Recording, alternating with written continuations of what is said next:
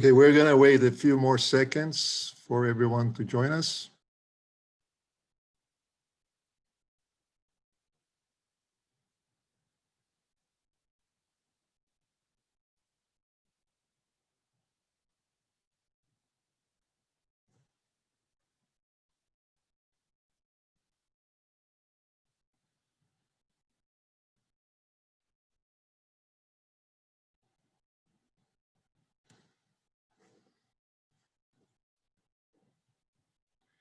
Okay, greetings from Atlanta in the wake of Tropical Storm Zeta, which is now supposed to go over Raleigh-Durham, Chapel Hill area.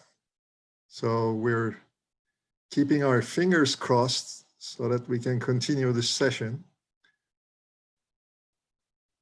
Welcome to the Wildfire Emissions and Air Quality session.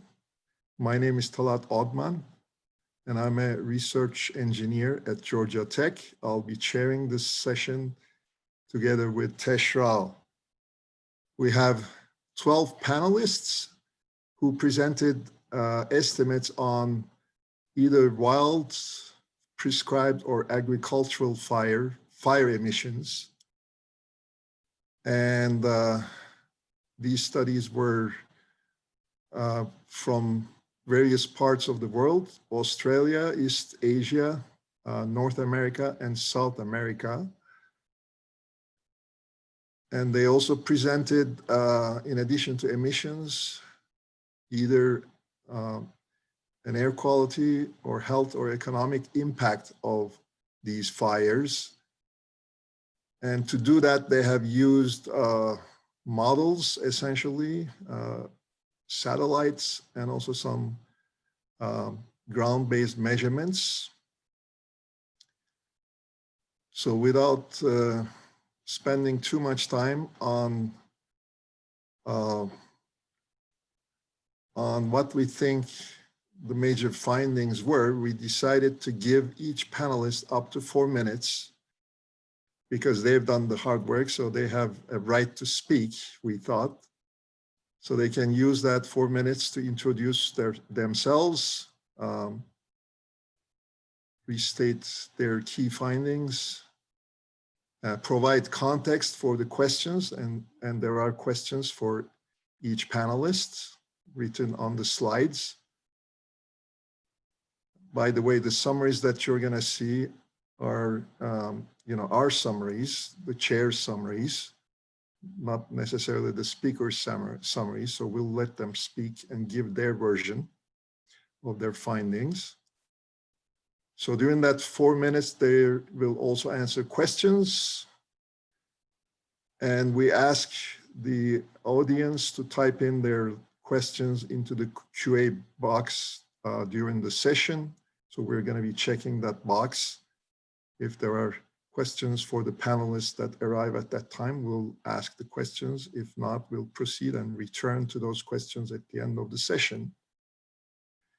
And also, as chairs, we decided that we will challenge the panelists to state their top needs to increase the accuracy of their estimates. So they are free to answer that challenge if they want. So these are our panelists. And I'm not going to read their names right now. Before we go to our first panelist, I'll turn it over to Tesh for him to introduce himself. And if he has any introductory remarks, let's listen to them. Thank you, Talat. My name is Tesh. As Talat said, I've been at EPA for almost 30 years. And for the last 10, 15 years, I lead up the wildland fire emission inventory sectors for the national emissions inventory, and also for modeling applications downstream. So I think all of the presentations in this session I found to be very thought-provoking. So I think we'll have a great session. And incidentally, Jeff Vukovic, who is also on this session, will be taking on the fire sectors moving forward in the national emissions inventory. So I think we have everybody here on EPA's side that needs to kind of perhaps understand all this great research that's been going on. So I'll leave it at that. Talat, I'll turn it back over to you. Okay, thank you, Tesh. And with that, we will turn it over to our first panelist, Ece. Hi. Just one moment. Yeah.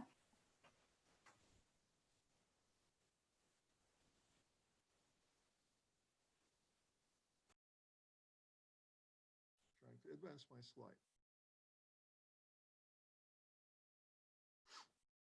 Okay, we have a problem.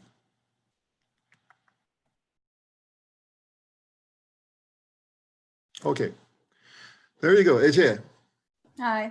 Hello, dear colleagues. My name is Ece Akdemir, and my topic is Australia Forest Wildfire Plume Transport, Integrated Ground-Based Measurement and Satellite Analysis. In this study, I tried to estimate PM 2.5 emissions from 2019 to 2020 Australian wildfires using burned area from satellites. Which means that estimated burned area and the PM 2.5 emissions are calculated. To determine trajectory, I use tie-split program, and my key findings are that between 29th of December 2019 to 4th of January 2020, 40 billion meters square area was burned, and 675 million kilogram PM 2.5 emitted to the atmosphere, which is very high amount for the locations. And as expected, with respect to the meteorological parameters, plume distribution changed and affected various locations. And plume distributions clearly seen under the trajectory part, and the changes of distribution represented. And model PM 2.5 concentrations agreed with the ground level measurements. PM 2.5 concentrations increased with the plume arrivals, and coupled satellite and ground-based analysis provides a unique opportunity to determine downwind air quality. And for the question, I actually used 1 kilometer resolution of MODIS because I need to determine the boundary of the wildfires instead of the whole points. Final resolution give me more points, which is unnecessary for my work, and bigger resolution cause information losses, and this cause calculated burned area less than the actual value. And after that, I will try to regression analysis and statistical comparison for my calculation with using the meteorological parameters to see accuracy of my works. And if you have any further questions, I'm happy to answer them. Yes, thank you, Ece. I don't see any questions in the QA box. Yeah, I don't see it. So we call the audience to type in their questions in the QA box for all panelists. And if you have any for Ece, we're gonna come back and ask her your questions. But for now, we're moving on. The next speaker.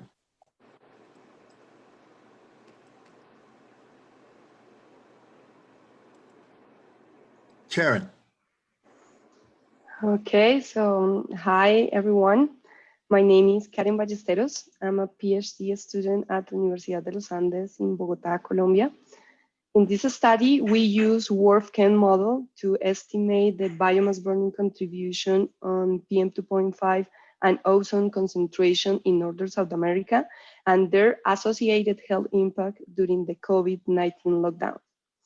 The lockdown results in severe reduction in economic activity, reducing in emission on traffic-related pollutant and those produced by industrial and commercial activities in the region. Even though in Bogota it was an average decrease in about 20% of the PM 2.5 during the whole lockdown compared with previous years, during the first week of this period, as you can see, or as you saw in some of the slides, PM 2.5 and ozone concentrations in Bogota remain really high. Due to this situation, we realized that this period could be a good opportunity to evaluate the impact of regional sources such as biomass burning. To estimate smoke concentrations, two simulation scenarios were run, turning on and off biomass burning emissions, and differences between scenarios determine the pollutant concentrations attributable to open fires. Some results showed that biomass burning events highly impact air quality regionally, and especially in Bogota, we estimate that fire emissions during simulation period increase in about 20% of the PM2.5 concentrations and about 50% of ozone concentrations. Additionally, we combine pollutant concentrations attributable to open fires with concentration response function to estimate the PM2.5 and O3 related all-cause mortality over our parent domain. And we estimate 147 PM2.5 related all-cause mortality cases and 188 ozone excess cases. Also, we identified that Colombia is the most impacted country in the region with about 40% of the total cases. This is because Colombia only represents 30% of the population in our parent domain. So I'm answering the questions. So first of all, thank you for questions. About the advantage of modeling during the lockdown. In the region, there are still many uncertainties related to pollutant concentration sources. Even though we have identified that pollutant contribution over Colombia from biomass burning is significant during the dry season, in our simulation experiment, still underestimate PM2.5 concentrations. So one of the advantages of conducting this experiment during the COVID lockdown is that this situation allows us to reduce the contribution of anthropogenic sources, reduce some uncertainties about anthropogenic pollutant contribution, and let us focus only in regional sources such as biomass burning. And if this experiment estimates more accurate biomass burning impacts, due to the reduction of anthropogenic sources, we estimate what's the contribution of fire from the input data that we use or that we include in this experiment. However, in this experiment, we identified that we still underestimate open fire contribution. And now we are focused on identifying if this may be due to the uncertainties on fire emissions inventory that we use in our simulation, or if this is due to the transport processes that are influenced by the complex topography on the region. Thank you, Karen. I see one question for you in the QA box from Cheng.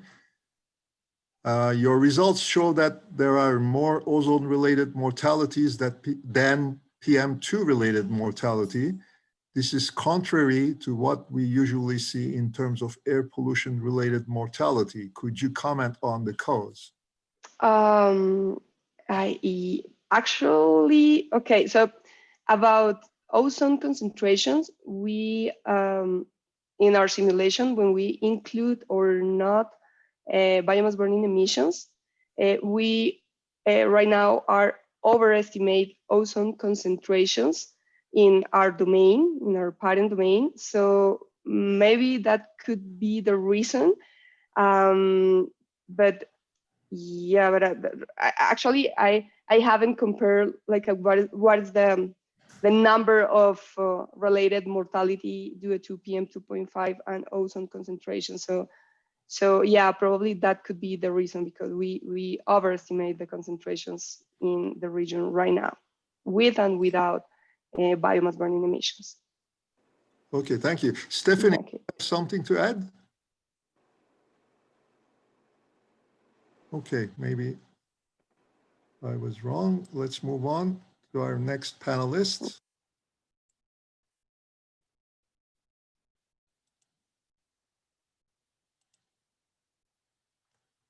Stephanie. Hi, I'm Stephanie Cleland. I'm a PhD student at UNC in Environmental Sciences and Engineering. And the work I presented on was our BME space-time data fusion method for estimating smoke concentrations and the associated health impacts of the 2017 California wildfires. So the primary motivation of this work was to develop another method for accurately estimating smoke concentrations, because it's a relatively challenging thing to do. And we did this using 3 primary data sets. We used monitoring station observations from both the FRM FEM stations and from temporary monitoring stations. And then we also use satellite-derived estimates from the MODIS Terra satellite, and then we use bias-corrected CMAC model output. And we compared 4 different versions of this data fusion in order to see what combination of data sources would best estimate smoke concentrations during these 2017 fires. And so that was looking at using only observations, using observations with the the bias-corrected model, using observations with the satellite-derived estimates, and then using all 3. And what we found was that fusing the ground level observations with the model simulated and satellite-derived PM2.5 produced the most accurate estimates. So combining all available data sources increased the accuracy of our estimates in the fire impacted regions. And then using the data fusion of all 3 data sources, we did a health impact assessment in order to understand the excess hospital admissions attributable to smoke concentrations. And doing this assessment, we estimated that there were 240 excess respiratory and 68 excess cardiovascular hospital admissions during the October 2017 fires. And we believe that this method is a good one to use moving forward because it leverages all available data in order to get the best estimate possible of PM2.5 concentrations during a fire. So in order to address the questions, the first is, did you evaluate the added value of temporary US Forest Service monitors? And are the monitoring stations positioned adequately to capture the wildfire impacts? So yes, we did look into what the added value of the temporary stations was and adding that to the FRM FEM stations, and doing so increased the R squared of our estimates by 36%. So we saw a large increase in the accuracy of our smoke estimates when we included the temporary station data. And because the US Forest Service stations are positioned specifically in regions that are impacted during fires, for this specific wildfire, we believe that they were positioned very well to capture the wildfire impacts in otherwise unmonitored regions. So we believe that the inclusion of, maybe lower cost or not permanent stations is really crucial in order to try and understand smoke concentrations during a fire event. And then the second question is there any way to validate your health response function estimates against actual observed hospital admissions? Unfortunately, there is not. We don't have access to the number of hospital admissions in our region of interest during this time period. So we, using the best available data we had, we did our best estimate, but we're unable to evaluate the accuracy of those estimates. We can only aim to improve the precision of those estimates. So. Okay, thank you. I don't see any questions for you in the QA box. Oh, there is one. Shi-Ying Cheng again. Was the model evaluation based on a leave one out approach? And was the computational time for the full satellite plus CMAC plus ground, what was the computational time for the full satellite plus CMAC plus ground observation approach? Yeah, so that's a great question. In order to evaluate the model, we did 2 different cross-validations. So we looked at a leave one out cross-validation, which evaluates the accuracy at the monitoring station locations. And then we also did something called a radius cross-validation that basically looks at how each method estimates accuracy with increasing distance from the closest monitoring station. And in both of these types of cross-validations, we found that the data fusion of all 3 data sources was the best both at monitoring station locations and with increasing distance further from monitoring stations. So it performed best in both station dense and station scarce regions. As for computational time, in order to produce, we have 1 kilometer resolution daily estimates, and we did that between October 8th and 20th, 2017, because that was when the fires were happening. That takes about almost 24 hours to just run that through. It takes a little bit of time to get those estimates given that they're at a fine resolution, but doesn't take excessively long in our opinion. Okay, thank you, Stephanie. Our next panelist is Archana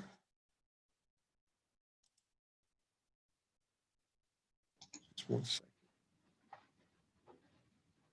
Hello, everyone. Can you hear me okay?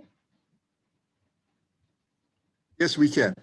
Okay, great. My name is Archana Dayalu, and I'm a staff scientist at Atmospheric and Environmental Research in Lexington, Massachusetts.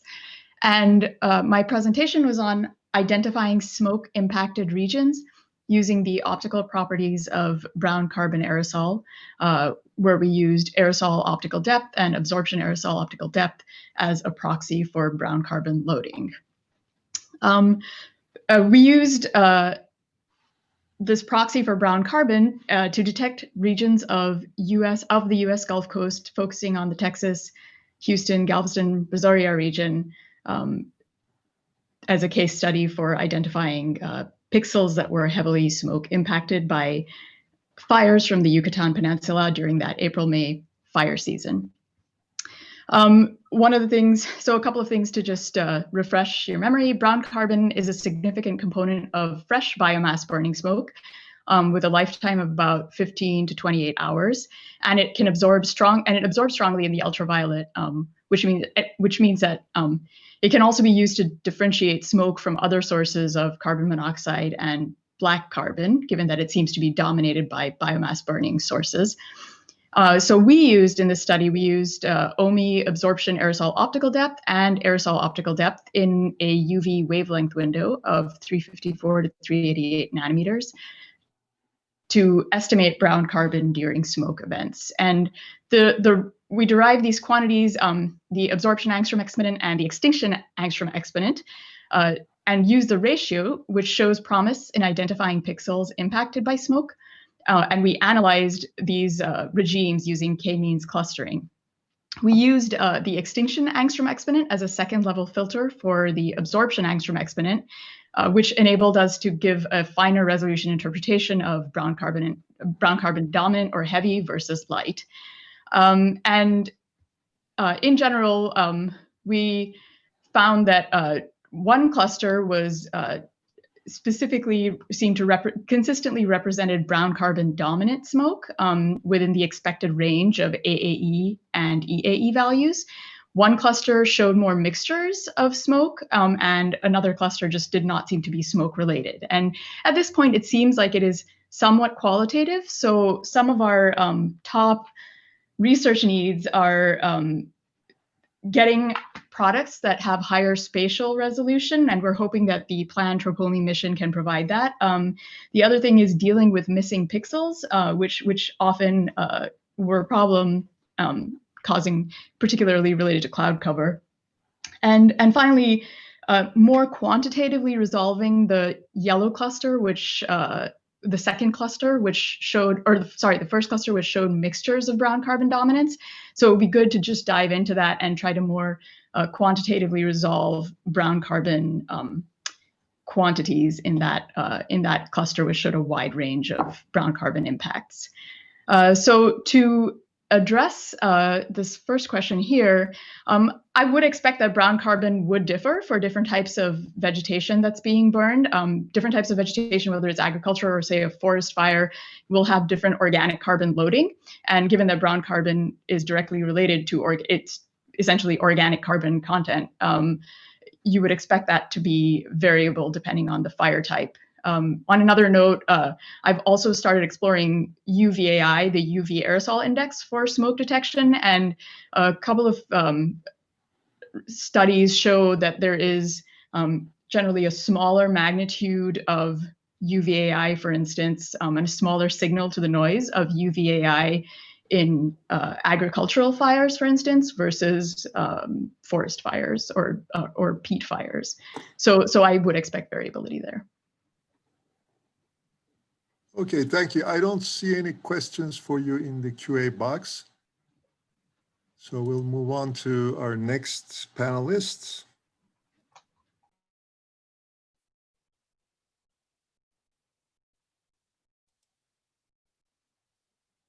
Sam Falstich.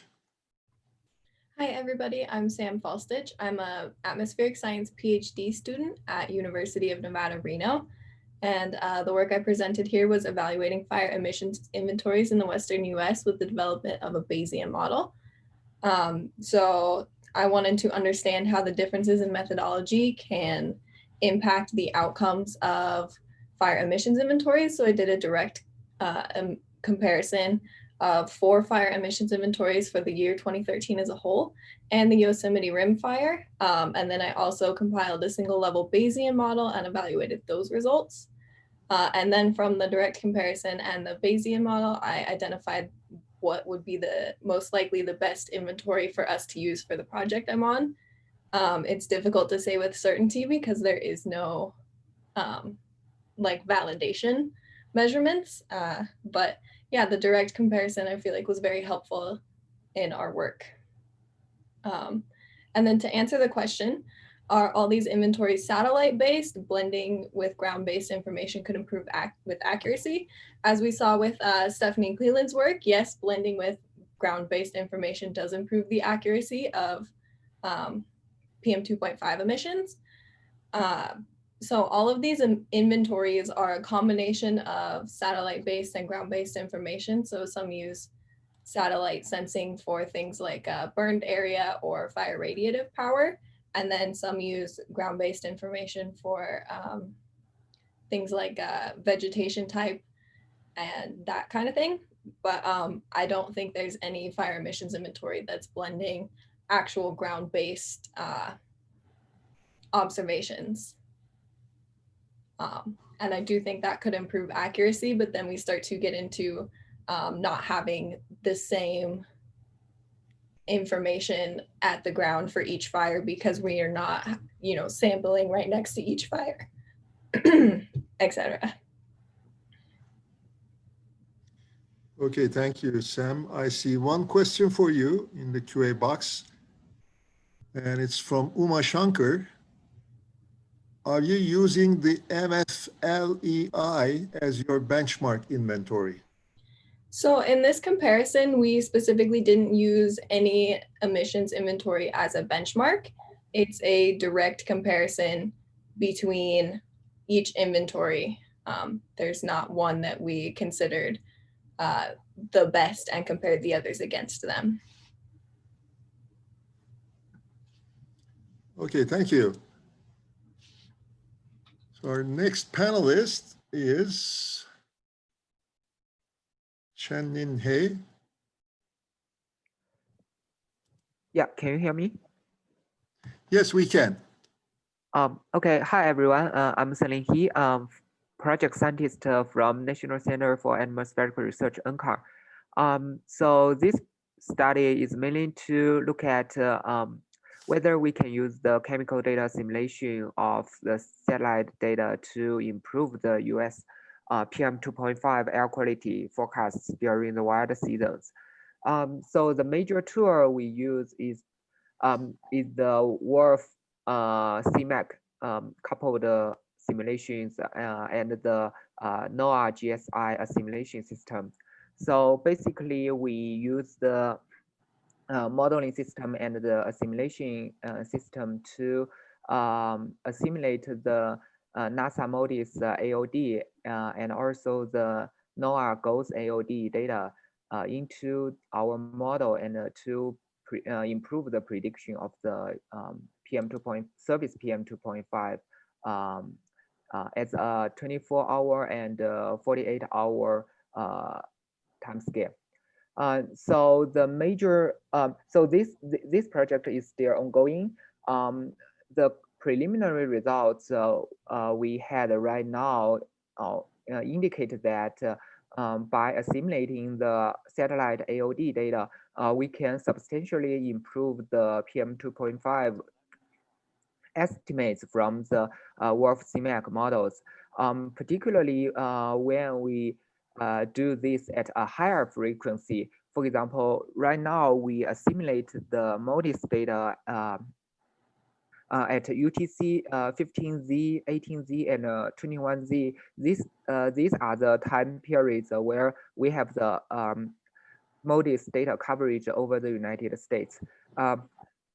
And since the NOAA GOES AOD is a geostationary satellite, so we have a much higher time resolution in terms of the data. So we also assimilate the GOES AOD every 3 hours for each day. So we have 8 simulations for each day, which also significantly improve the model predictions.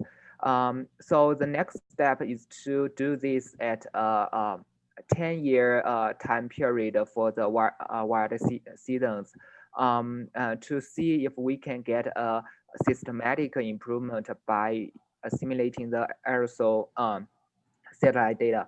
And we are also doing a case study during the weekend, NOAA NCAR weekend campaign, wildfire campaign period to see besides the service PM 2.5 improvements, can we get a vertical or distribution of the PM 2.5 improvements by assimilating the aerosol satellite data, since the campaign can provide the vertical profiles from the aircraft measurements. That's basically what my presentation is. So for the questions, what additional data and information from the satellites would be helpful to improve the forecasts? So I think there are mainly 2 things that we can do. For example, right now the AOD is a column quantity for the aerosols. So if we can get some sort of vertical distribution of the aerosols from satellite, for example, the Calypso data, then I think we can further improve the forecasts. And another one is that right now the AOD includes all the aerosol species. It's a bulk quantity. So if we can get more detailed aerosol species information from satellite data, it would also be helpful to improve the forecasts. And these are the 2 direct things we could quickly do by using these to further improve the forecasts. And of course, when we set up the assimilation system, it involves how we can characterize the observational and background of aero covariance metrics in the assimilation system. This is also very critical to have effective assimilation impacts on the forecast improvements. Yeah, that's all. Thank you. Okay, thank you. There is one question for you from Ben Murphy. How did you apply the AOD assimilation to correct each of the aerosol modules individually that are output from WRF CMAC? Okay, good question. So we aggregate all the different WRF CMAC chemical species, PM 2.5 species into 3 modes, the Aiken mode, accumulation mode, and also the cause mode. And then these different modes are like further aggregated to have the total to calculate the total AOD based on the model predicted fractions of these 3 different modes. And then after the assimilation of the satellite AOD, we get improved increment for these 3 total different modes. And then the increment for each of the PM 2.5 species will be calculated based on the model predicted fractions of each species in the aerosol mode. So the uncertainty comes from that because we don't have the aerosol species information, so we can only use the model simulated aerosol species fractions in each mode to do the partitioning after we get the improved AOD. Yeah. Okay, thank you very much. I will now turn it over to Tesh for the second half of the session. Thanks, Talat. It was a great first half. Let's keep going. We're past 1 here. So the next speaker will be Pius Lee. Pius, go ahead. Did Pius join us? Oh, I thought I saw his name. Yes, can you hear me well? Yes, yes. Yes. Thank you for introduction, Dr. Rao. it's really a team effort, this national air quality forecasting capability in NOAA, EPA, and NESTIS. As the first slide in the PowerPoint shows is a group effort. The title saying FyXAQ campaign help NAKFC to build a better system for the future. We're thinking for short term, the next implementation of NAKFC National Air Quality Forecasting capability is in 2022. So the focus of this research is improve wildfire forecast, especially for agricultural burning. And we're very gratified that there's many experts in the field, especially Dr. Odman has been in the front for biomass burning management, and I think that is the area NAKFC is weak, especially at this time. And we have participated in many campaigns. We think those data-rich campaigns can really win-win to in a benevolent cycle, helping forecasting, modeling community, and also helping the observation community, and those close dialogues will help both camps in an accelerated manner. So we since Discovery AQ, the outlet, and all the campaigns we participate very actively, especially last year's FyXAQ.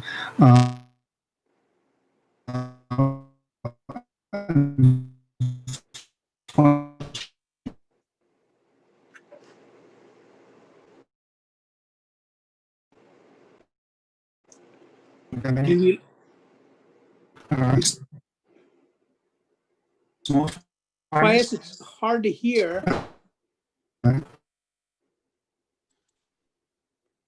Pius, you're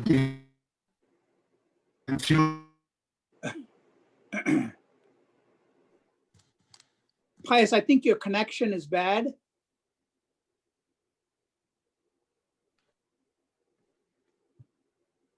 Are you still there? I think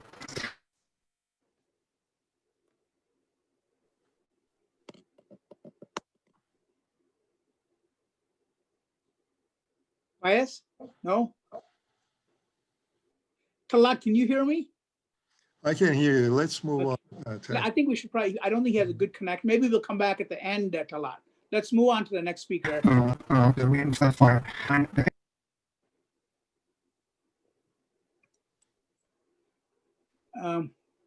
Yeah, let's move on. We'll come back to Pius at the end if the connection improves.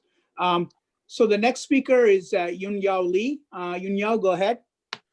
Good afternoon. I'm Yun-Yao Lee, a research scientist from Cheng-En University. My talk is about adding two improvements related to wildfire emission transport to the CMAC model. The first improvement is we add a new plume rise scheme to CMAC. The default plume rise scheme in the CMAC is based on BRICS 1969, which is designed for chimneys and not very suitable for wildfires. Therefore, we add SOFI 2012 scheme to CMAC and plan to add another widely used plume rise scheme to CMAC model, which is FRITAS 2007.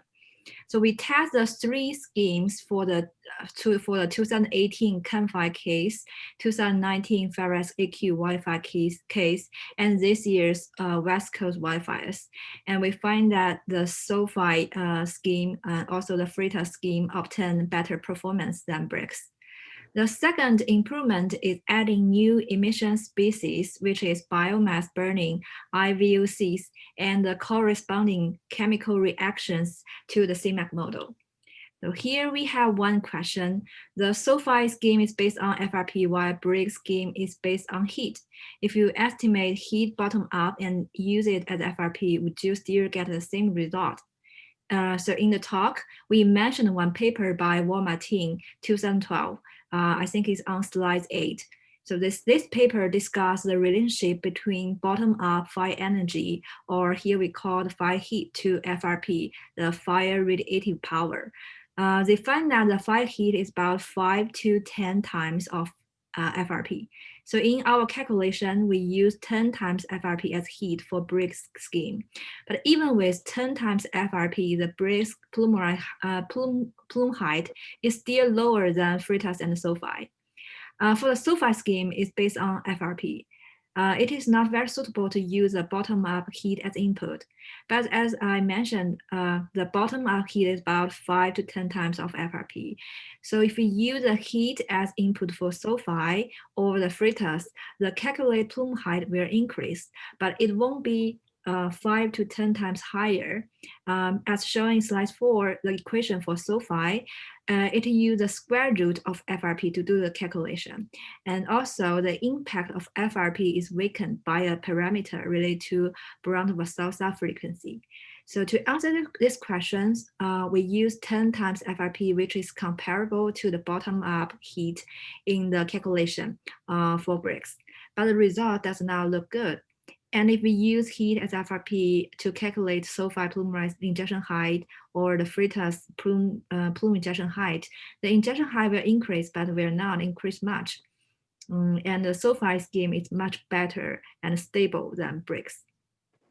For the discussion question, state your top need to increase the accuracy of your Wi-Fi emission or impacts estimate.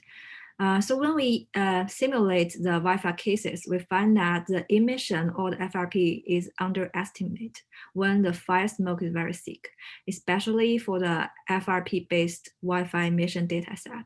So we hope this can be improved. Yeah, that's it. Thank you very much, Yun Yao. I think you answered the question that came in already online as well as in your talk. So thank you. So we'll move on now to Jeff Vukovich. Jeff, go ahead.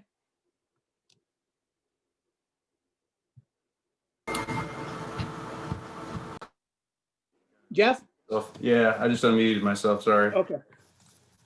Yeah, yes, hi, I'm Jeff Vukovich of US EPA, and my work dealt with diurnal profiles for prescribed burns. I made a review of what we're currently using and made some recommended updates in that work. And to summarize the work and why it's important, you need to understand a little bit about prescribed fires.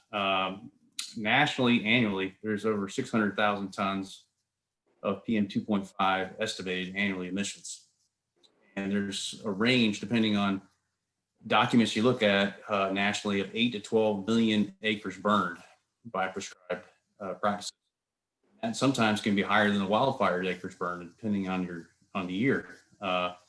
Where do these prescribed fires occur? Mainly in the southeastern United States and southern plains, but they virtually occur everywhere in the lower 48, in Alaska and Hawaii as well. When do they occur? Most of the emissions occur in between January and April and October and December. So late spring and summer, there's usually not a whole lot of activity. Why do we need diurnal profiles? Because the air quality models need an hourly emissions rate. And the National Emission Inventory provides emissions estimates on a daily time scale. So we need to get down to the hour. So the key finding is that the profiles that were currently being used at the time are outdated. And the main reason for that is that at the time those profiles were created, all three phases, combustion phases, were in one source classification code, one emission record. So all the flaming, all the smoldering and residual smoldering were in one record. So the profile assumed that. Now that the more recent NEI inventories have broken that up into flaming and smoldering in one SEC and residual smoldering in another. So what did I use to come up with the new profiles? I looked at a couple of state permanent databases from Florida and Georgia. I looked at start and ending hours in those data logs and the duration and the size of the fire. I also leaned heavily on the GOES satellite data from 2016 to 2019. And if you're following the GOES satellite activity, there's been some that have been retired, some that have been added in the last couple of years.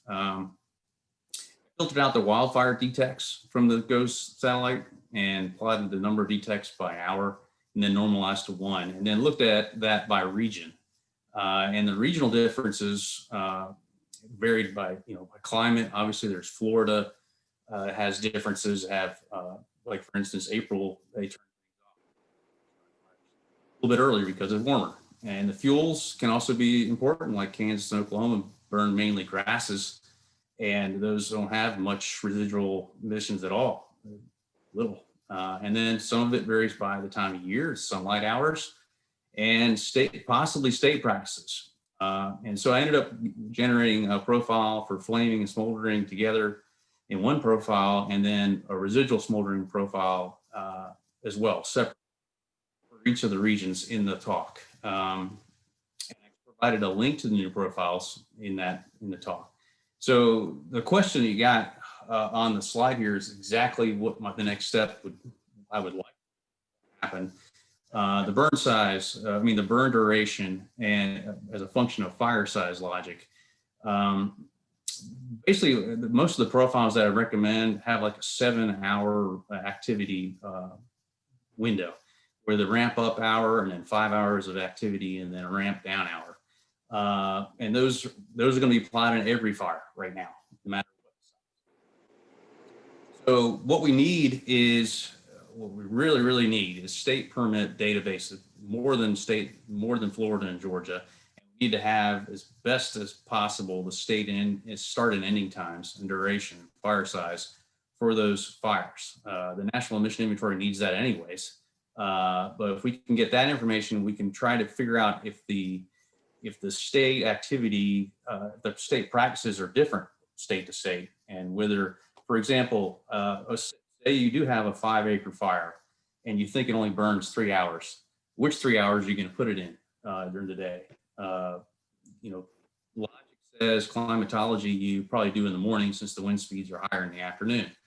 So there's a lot of what ifs to go through for that next step, but that's where I'll be targeting the next talk is trying to figure out that logic. But I encourage everybody to go to the link and start using these new profiles because what you're using, chances are, is out of date. Thanks, Jeff. I don't see anything online, so let's move to the next speaker. Cheng-En, you're on. Go ahead. Can you hear me? Yes. Okay, great. Hi, everyone. I'm Cheng-En from the University of Tennessee. In recent years, we have heard that we even experienced great losses to lives and properties due to wildfires. Especially, we heard the bad news in the Western US, in California and Colorado now. So we may wonder if wildfires will become a more serious problem in the future, given a warmer and a drier climate predicted by climate models. Therefore, I used both the climate and regional models as well as CMAS to simulate both historical and future years utilizing the representative concentration pathway 8.5 scenario emissions. Through turning on and off the wildfire emissions, I can evaluate how large the contributions from wildfires. So in my study, I focused on ozone and PM2.5, these two pollutants. I presented both domain average changes as well as grid cell level maximum changes. These results show the wildfire that have small impact on domain average, the ozone, as well as the PM2.5 concentration. However, if we look into grid cell level, the maximum change could be very, very large.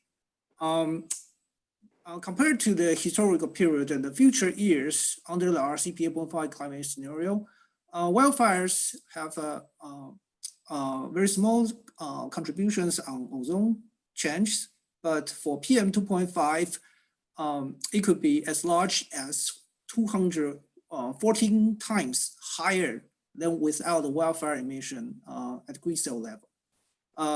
That value for the historical period is about 157. So this shows that wildfires in the future becomes more severe and important in changing the air quality. So In my presentation, I also compare another wildfire emission data set generated from an empirical fire model. And the purpose to have additional fire emission data set is to understand or illustrate the uncertainty of future wildfire impacts on ozone and PM 2.5 over the Western US region.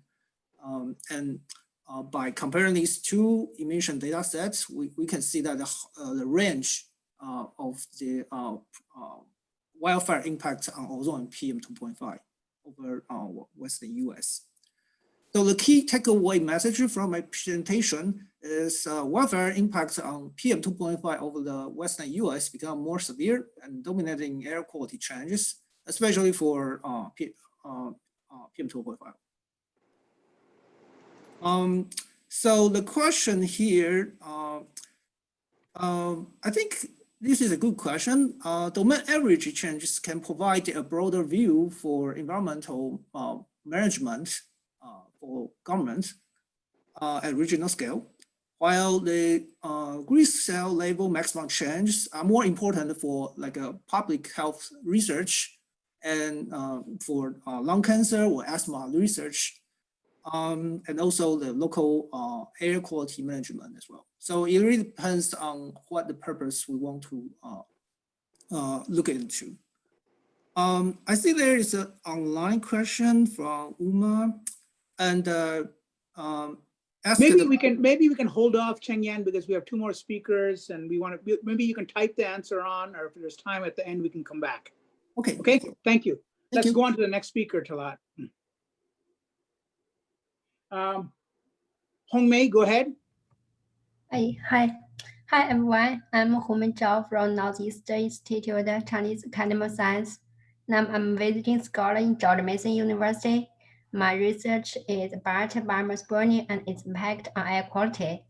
In the present tense, we developed a near real-time biomass burning emission inventory based on FRP, opted from various and quantified the contribution of open field burning to service PM 2.5 concentrations using CMAS.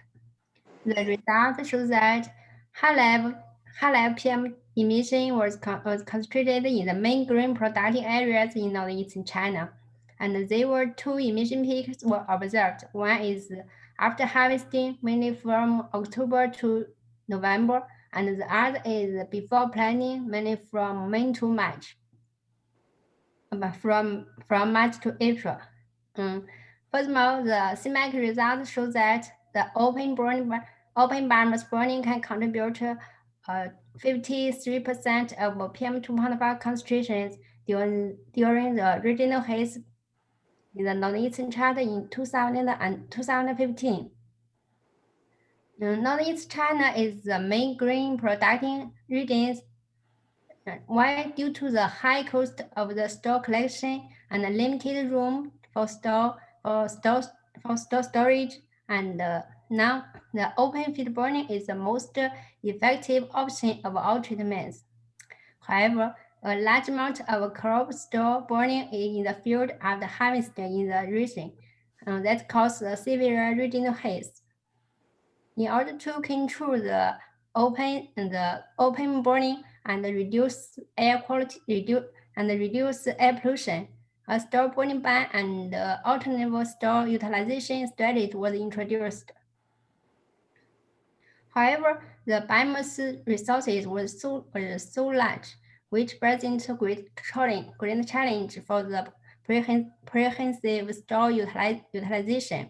So there are still some stored and collected in the autumn and will be burned in the spring. And now the main burning season has changed from autumn to spring. Then we move to the questions. The first is, what's the alternative to burning, to rescue burning? Yes, there are 5 store utilization approaches have been proposed in China.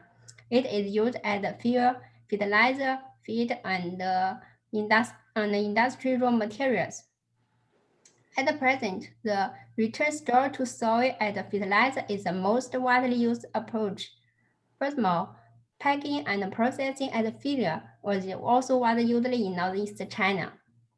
The second question is, are there any disadvantages to burning in spring instead of autumn? Exactly, there's no disadvantage because especially in the air quality impact, as the diffusion conditions usually better in spring than the autumn. But for the agriculture aspect, the crops do usually or dry in the spring than that in the autumn, so it is easier to burn. That's all. Thank you very much, Hongmei. Let's move on to the last presentation, Talat. Shupeng, go ahead. Thanks. Hello, everyone. My name is Shupeng. I'm a research scientist on the Advanced Power and Energy program in UC Irvine. This research project is a collaborative work with scholars from several Chinese and British institutes. And the result of this work has just been accepted for publication in Nature Sustainability. In this work, we proposed a comprehensive assessment framework of socioeconomic cost of wildfires, which is called economic footprint of wildfires. We believe an accurate estimate of socioeconomic impact of wildfire is crucial to the design and evaluation of wildfire prevention policies. From a larger perspective, it is also enriched our understanding of the danger imposed by the climate change. So before this year's devastating wildfire in California, the wildfire happened in 2018 is the most destructive and deadly in recent years.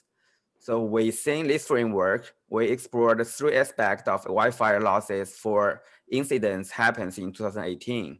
The first one is the direct capital loss, which is also the most adopted factor in previous work.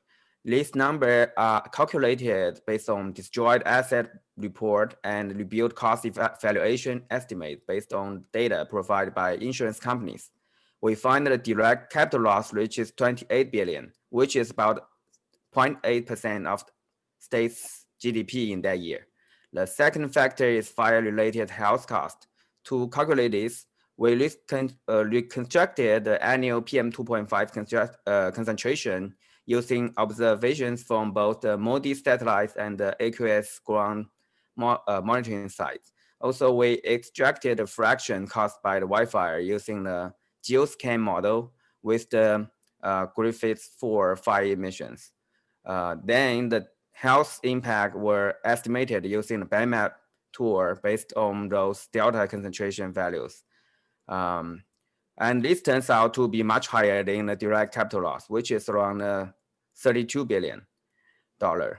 Finally, in the first time, we investigated the indirect supply chain loss due to wildfire using the multi-regional disaster footprint model.